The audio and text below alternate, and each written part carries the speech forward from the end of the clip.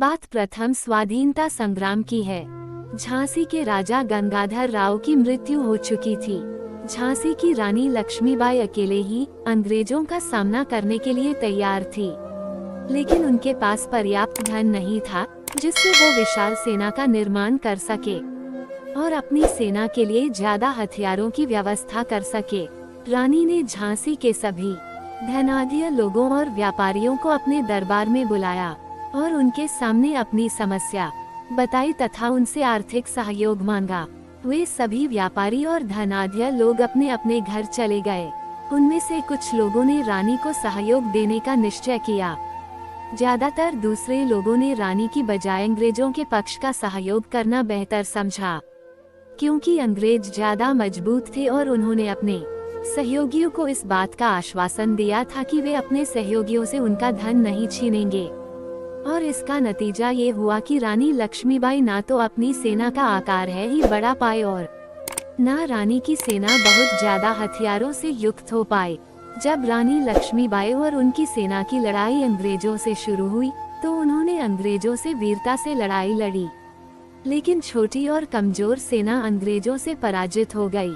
रानी लक्ष्मीबाई भी बुरी तरह से घायल हो गई। घायल रानी को उनके कुछ वफादार सैनिक बैलगाड़ी से युद्ध क्षेत्र से दूर एक झोपड़ी में ले गए। रानी को अपनी मृत्यु का एहसास हो चुका था। रानी ने कहा, मेरी मृत्यु के बाद झोपड़ी के साथ ही मुझे जला देना, ताकि मरने के बाद भी अंग्रेज मेरी लाश को भी हाथ ना लगा सके। रानी वीरगति को प्राप्त हुई। रानी के कहे अनुसार उसे झोपड़ी के साथ रानी की चिता जला दी गई। युद्ध में झांसी की हार हुई और अंग्रेजों ने झांसी पर कब्जा कर लिया। अगर उन धनाढ्य लोगों ने लक्ष्मीबाई की मदद की होती है तो अंग्रेज हार जाते और प्रथम स्वाधीनता संग्राम का परिणाम कुछ और ही होता। Moral message of the story: अगर आप खुद देश के लिए अपनी जान दांव पर नहीं लगा सकते हैं तो उन लोगों की मदद कीजिए जो देश के लिए मरने के लिए तैयार है। आप धन संपन्न या शक्ति संपन्न है तो आपकी निष्ठा अपने देश के प्रति होनी चाहिए, अन्यथा आप खुद को सुरक्षित रखने के चक्कर में अपने देश से गद्दारी कर बैठेंगे।